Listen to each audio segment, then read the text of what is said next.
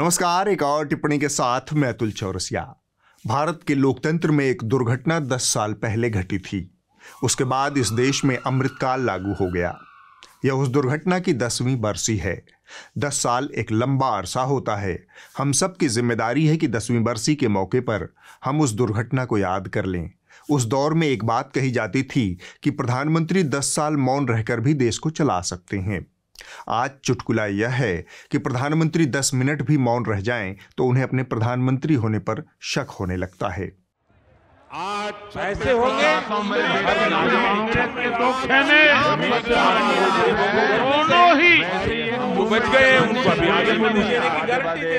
यह अमृतकाल का भारत है। यहाँ पर 10 मिनट से ज्यादा का मौन पत्नियों और प्रधानमंत्रियों को नागवार गुजरने लगता है। खैर, मैं बात कर रहा था भारतीय लोकतंत्र में 10 साल पहले घटी एक दुर्घटना की, जब आखिरी बार किसी प्रधानमंत्री ने बाकायदा पूरी प्रेस कॉन्फ्रेंस की थी। मैं चाहता हूं कि आप वो प्रेस कॉन्फ्रेंस देखें और उस वक्त के चेहरों को पहचानें। Well, as far as the charges of corruption are concerned, most of these charges relate to the period of UPA 1. I feel somewhat sad because I was the one who insisted that spectrum allocations should be transparent, it should be fair, it should be equitable. यह उस दौर की बात है जब प्रधानमंत्री साधारण मनुष्य हुआ करते थे। इसके बाद 56 इंच के महामानव प्रधानमंत्री बनने लगे। साधारण प्रधानमंत्रियों को लगता था कि देश का लोकतंत्र उसके लोगों से है और लोगों के मत का सम्मान करना प्रधानमंत्री और सरकार का कर्तव्य है। The people of India have reposed confidence in the AAP party in Delhi. I think we must respect the democratic process, and it is only time will tell whether this experience is capable of dealing with the challenges that our economy and our polity faces. It is too early. I think they are only less than a week. They must be given time and chance to justify themselves. लेकिन 56 inch वाले महामानवों के प्रधानमंत्री बनने का एक फायदा हुआ। इन लोगों का ऐसा मानना है कि जनता ने भले ही जनमत किसी को दिया हो, लेकिन राज करने का हक सिर्फ इन्हें ही है। दिल्ली से लेकर मेघालय तक जनता ने किसी को मत दिया, लेकिन संसद में पिछले दरवाजे से जनमत का गला काटकर सत्ता हथिया लेने में कोई बुराई नहीं है।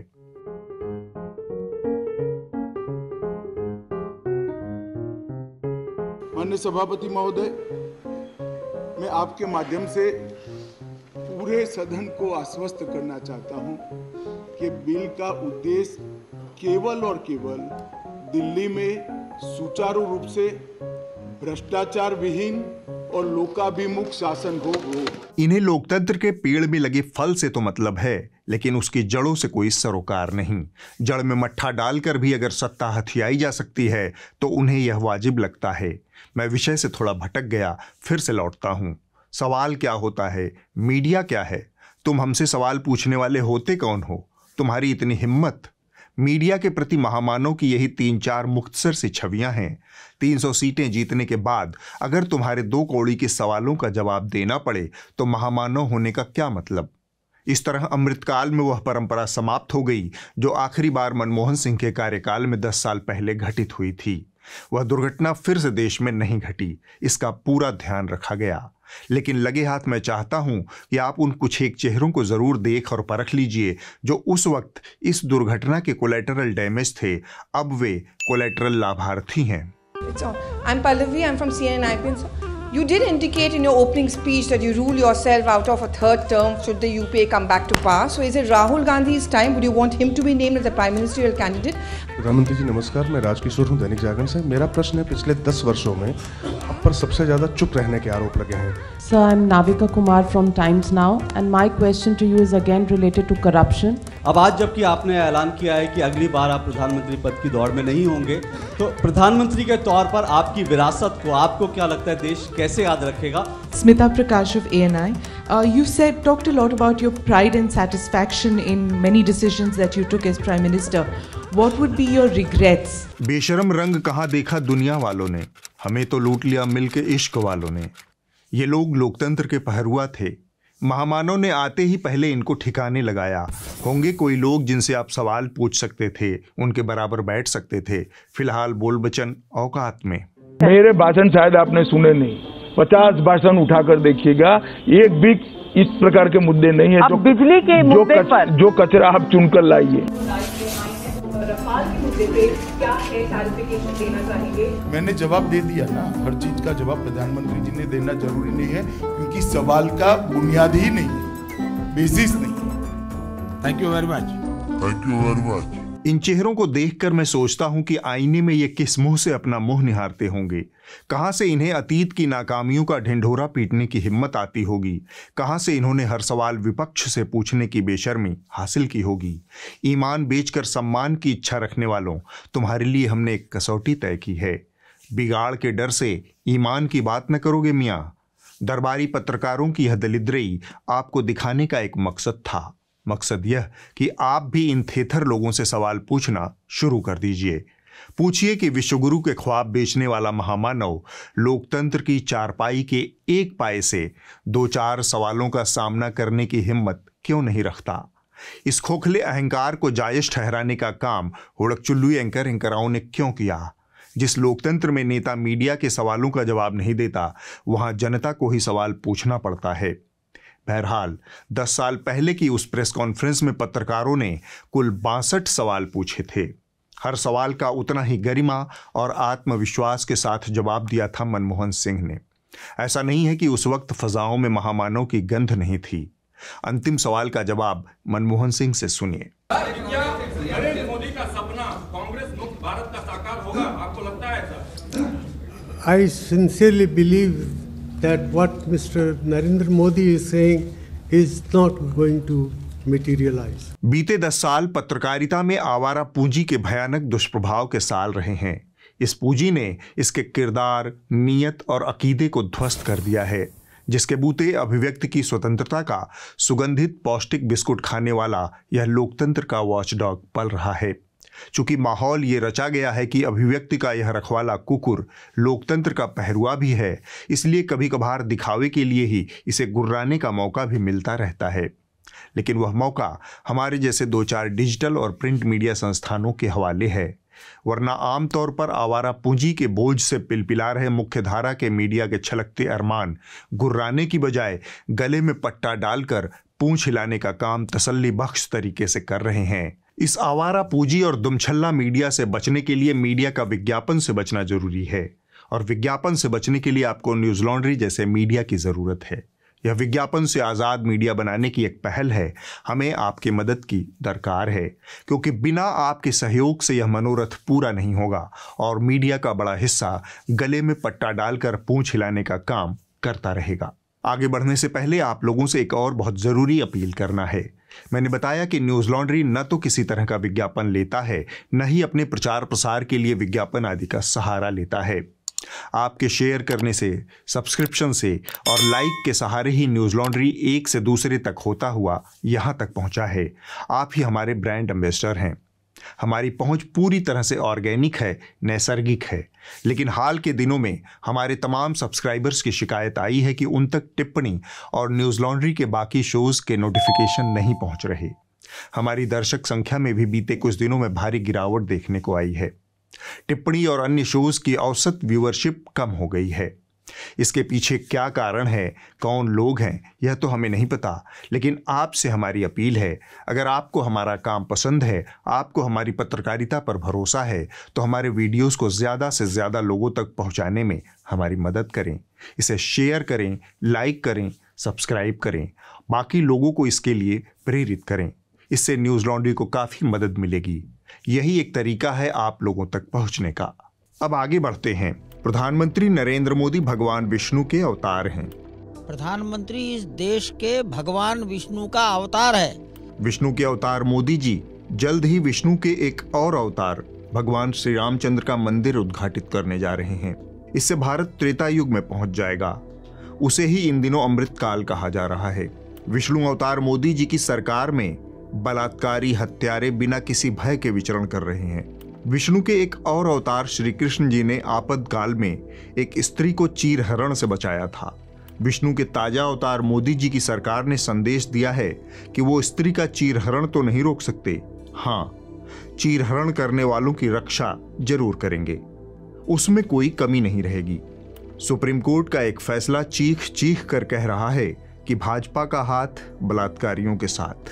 शेष सैया पर लेटे भगवान विष्णु को अपने इस अवतार पर दुख तो जरूर हुआ होगा। सुप्रीम कोर्ट ने बिल्किस बानो के 11 बलात्कारियों को एक बार फिर से जेल भेजने का आदेश दिया है। अदालत ने अपने फैसले में कुछ बहुत तीखी टिप्पणियां की हैं। मसलन गुजरात सरकार को इन बलात्कारियों की सजा माफी का हक नहीं है। यह सजा माफी एक फ्रॉड है।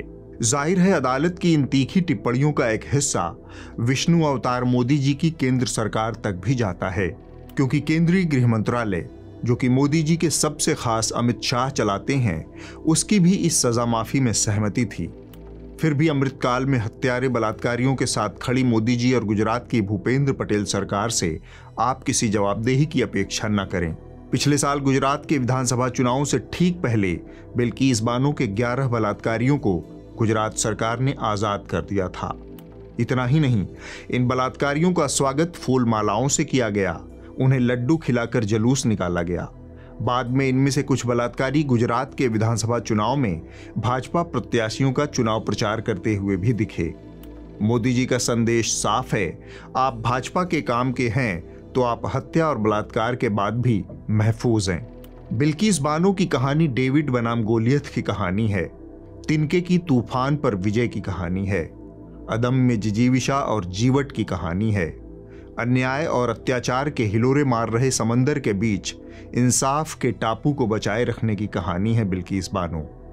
3 मार्च 2002 को जब पूरा गुजरात दंगों की चपेट में झुलस रहा था, तब बिल्किस बानो और उनका पूरा परिवार एक जंगल में जान बचाकर छिपा हुआ था। 20-30 लोगों की भीड़ ने उनके ऊपर तलवारों और लाठियों से हमला कर दिया। बिल्किस बानो उस वक्त 5 माह की गर्भवती थी।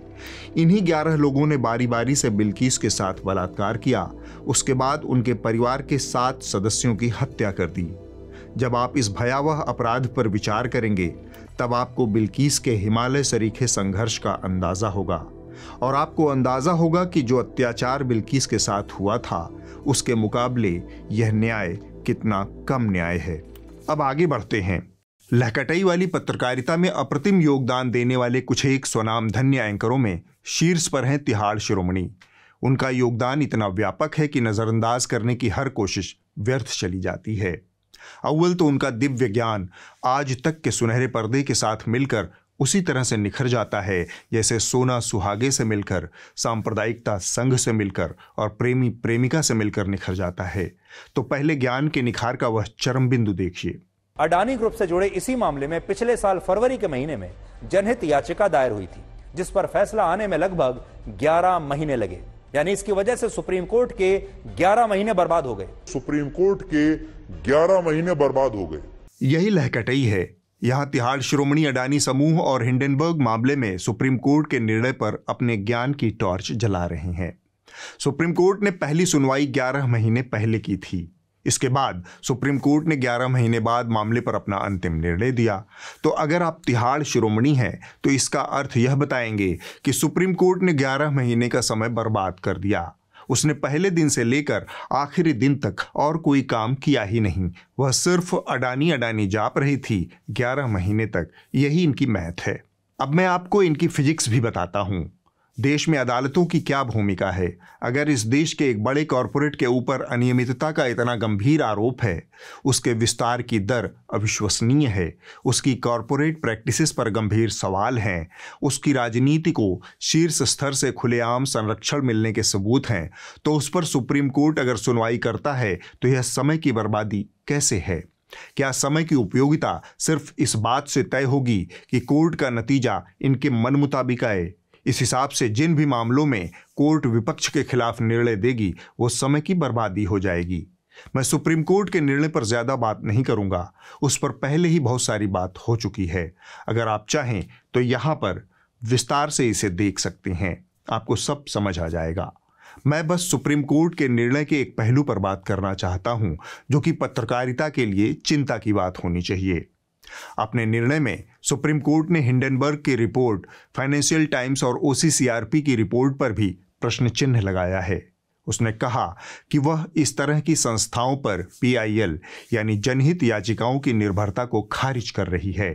कोर्ट के मुताबिक सेबी जैसी वैधानिक संस्था पर सवाल उठाने के लिए अखबारों की रिपोर्ट और किसी तीसरे पक्ष के दावे पर भरोसा नहीं किया जा सकता।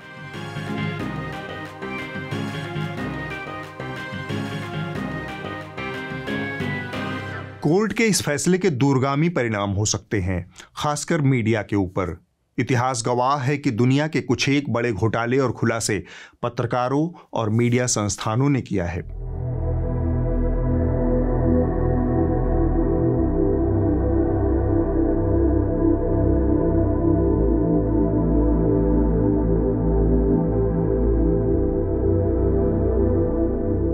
और इन खबरों के आधार पर अदालतों ने कार्रवाइयां भी की हैं।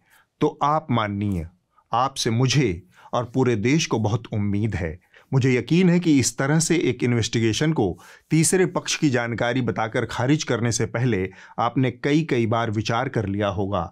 मीडिया की खबरों को खारिज करने की बात आगे कहीं परंपरा न बन जाए। इसका दूसरा पक्ष ये है कि खबरिया चैनलों ने लगभग लहकटई की सीमा को पार करते हुए सुप्रीम कोर्ट के निर्णय को अडानी के लिए क्लीन चिट ही बता दिया। देश की सर्वोच्च अदालत की निगरानी में हुई जांच के बाद आज सुप्रीम कोर्ट ने एक बड़ा फैसला सुनाया है। सुप्रीम कोर्ट ने अपने फैसले में हिंडनबर्ग रिपोर्ट के मुद्दे पर अडानी ग्रुप को क्लीन चिट दे दी है। सुप्रीम कोर्ट ने अडानी ग्रुप के मामले में पिछले साल दायर हुई एक जनहित याचिका में की गई मांग को खारिज कर दिया। अडानी ग्रुप को तो क्लीन चिट मिल गई। अडानी ग्रुप को निशाना बनाया गया था कुछ खास लोगों द्वारा, एक खास वर्ग द्वारा। A big clean chit really to the Adani group. The SEBI has to now conclude its probe in the next 3 months. This clean chit is by the Supreme Court upholding SEBI. इसे ही clean chit कहते हैं। तो फिर सेबी किन 24 मामलों की जांच कर रहा है? 3 महीनों के भीतर वो कौन सी जांच पूरी करने वाला है? कोर्ट ने कहा कि जांच सेबी करेगी, कोई SIT या CBI नहीं। यह क्लीन चिट कैसे हो गई? खैर, तिहाड़ शिरोमणि ने अपना शो गुर्बत की मोहब्बत में शुरू किया था। हाशिए का इतना अपमान देखकर 100 करोड़ की उगाही वाले का दिल पसीज गया था। इसके लिए माफी चाह रहा हूं। माफी मांगनी थी तुम्हें। आपने खुद नहीं क्या औकात है अपनी? औकात क्या औकात है? अपनी बात को डेमो में चली सकती है, तो मैं कह रहा हूं आपको। तो इस गरीब ट्रक ड्राइवर ने इस DM से जो कहा, उसमें इस देश के 80 करोड़ गरीबों की व्यथा दिखती, उनका दुख दिखता है, जिनके लिए ये समझा जाता है कि उनका कोई स्वाभिमान नहीं, क्योंकि वो गरीब हैं, उनकी जेब में पैसा नहीं है और उनके पास पावर नहीं है। सिर्फ इसलिए उनकी कोई इज्जत नहीं और उनका कोई स्वाभिमान नहीं। और फिर 10 मिनट के भीतर ही उसने खुद को खुद से न्यूट्रलाइज कर दिया। क्या अमीर होना पाप है? अमीरों के साथ इतना भेदभाव होगा तो देश आगे कैसे बढ़ेगा? गौतम अडानी के मामले में सुप्रीम कोर्ट सीधे ये कह रहा है कि जांच अमेरिका की हिंडनबर्ग की होनी चाहिए, जांच सेबी की नहीं होनी चाहिए, जांच अडानी की नहीं होनी चाहिए, जांच हमारी एजेंसीज की नहीं होनी चाहिए, जांच तो होनी चाहिए हिंडनबर्ग की। और हिंडनबर्ग की एक रिपोर्ट के आधार पर अगर हमारे देश के एक ग्रुप को, हमारे देश के एक इतने बड़े औद्योगिक घराने को, इतनी बड़ी कंपनी को नुकसान होता है तो ये अच्छी बात नहीं। इतनी जल्दी तो गिरगिट भी रंग नहीं बदलता जितना जल्दी शिरोमणि ने गरीबों की तरफ से मुंह फेरा है। ऐसी बात नहीं है sir. A few moments later. मेरे सहयोगी ने समय कैलकुलेट करके बताया है कि रंग बदलने के मामले में शिरोमणि अभी भी गिरगिटों से 0.0001 सेकंड पीछे हैं। तो मैं आप सबसे माफी चाहता हूं, गिरगिट अभी भी रंग बदलने के मामले में तिहाड़ शिरोमणि से आगे हैं। इसी तरह के एक शो में तिहाड़ शिरोमणि ने मोदी बनाम राहुल कर दिया, और जब इन दोनों नामों के बीच लड़ाई हो तो आप समझ ही सकते हैं कि तिहाड़ शिरोमणि किस पल्लड़े में लटक रहे होंगे। प्रधानमंत्री नरेंद्र मोदी ने अपना एक बड़ा स्पेशल वीडियो रिलीज किया जिसमें वो अयोध्या के एक दलित परिवार के घर जाकर उनके साथ चाय पी रहे हैं। दूसरी तरफ राहुल गांधी और सोनिया गांधी ने भी अपनी रसोई से एक नया वीडियो जारी किया जहां वो मुरब्बा बनाने की विधि लोगों को बता रहे हैं। ये बड़ा क्यूट वीडियो है जिसमें आपको एक पुत्र और उसकी मां के बीच में जो एक रिश्ता है वो आपको देखने को मिलता है। इन दोनों वीडियोस में आपको 2 अलग अलग दुनिया दिखाई देती है। एक दुनिया दिखाई देती है जो बड़े संभ्रांत परिवार की दुनिया है और दूसरी एक गरीब जनता की दुनिया। बनाम की यह लड़ाई शुरू हो गई है तो इसमें थोड़ा योगदान मैं भी देना चाहता हूं। आपको तो पता ही है कि हमारे प्रधानमंत्री जी का इस ब्रह्मांड के कतरे कतरे से कितना अंतरंग रिश्ता है। क्रिश्चियन कम्युनिटी के साथ तो मेरा संबंध कोई नया नहीं है, बहुत पुराना बड़ा आत्मीय नाता रहा है। मेरा खुद का व्यक्तिगत रूप से फ्रांस के प्रति लगाव बहुत पुराना रहा। ग्वालियर के साथ मेरा एक दूसरा कनेक्ट है। हमारे ज्योतिरादित्य जी गुजरात के दामाद हैं, इस नाते भी ग्वालियर से मेरी रिश्तेदारी है। बांग्लादेश की आजादी के लिए संघर्ष में उस संघर्ष में शामिल होना मेरे जीवन के भी पहले आंदोलनों में से एक था, जिनके साथ मेरा निजी रूप से भी एक विशेष नाता है। बहरहाल यह तो अंतरंग रिश्ते की बात हुई। हम बात करेंगे राहुल गांधी और मोदी जी के बीच चल रही उस स्पर्धा की जिसे शिरोमणि ने अपने चैनल पर थोड़ा सा दिखाया। हम पूरा दिखाएंगे। तो कुछ दिन पहले राहुल गांधी किसानों के साथ धान की रोपाई करने खेतों में पहुंच गए थे।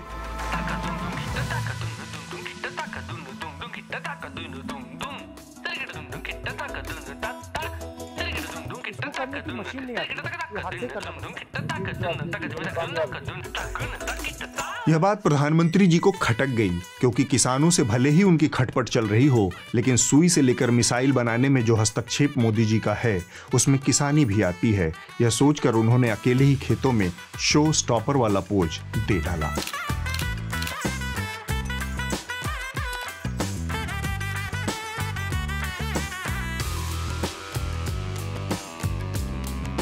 इस तरह खेती में मोदी जी राहुल जी से जीत गए। खेत खलिहान से निकलकर दोनों समंदर में पहुंच गए।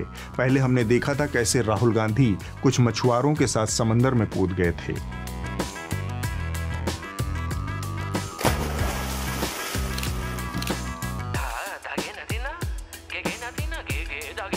जवाब में हमारे प्रधानमंत्री जी भी लाइफ जैकेट पहनकर अरब सागर में कूद गए।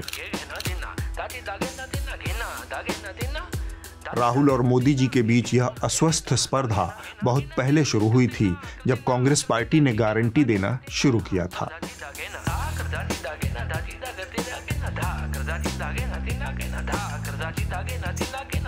यह देखकर प्रधानमंत्री को लगा कि देश के भाग्य विधाता वो और गारंटी राहुल की कांग्रेस दे रही है, तो उन्होंने अपने नाम से गारंटी देना शुरू कर दिया। आज पूरा हिंदुस्तान जानता है, अरे पूरी दुनिया भी मानती है कि मोदी की गारंटी मतलब गारंटी पूरा होने की भी गारंटी। गारंटी पर कब्जा करने से शुरू हुई यह होड़ अब बहुत आगे निकल गई है।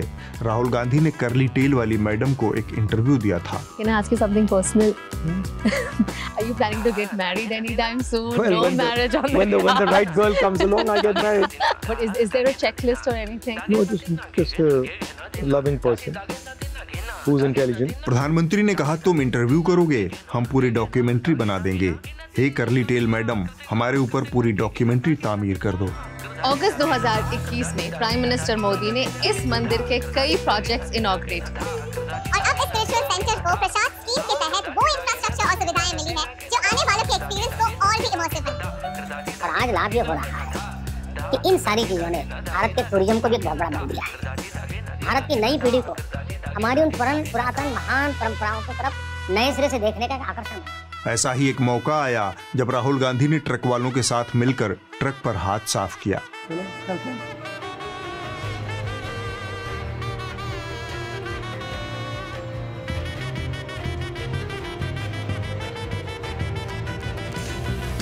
पर अभी लादन में बचे लगता पैसा बचा पाते हो थोड़ा नहीं, हाँ गुजारा होता है थोड़ा। जवाब में प्रधानमंत्री ने कहा, अच्छा तुम ट्रक चलाओगे, हम ट्रक का पहिया रोक देंगे।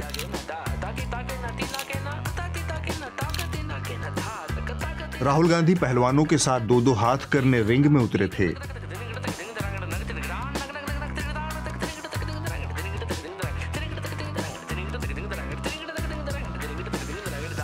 पहलवानों का क्या हाल प्रधानमंत्री जी के राज में हुआ है आपको बताने की जरूरत नहीं।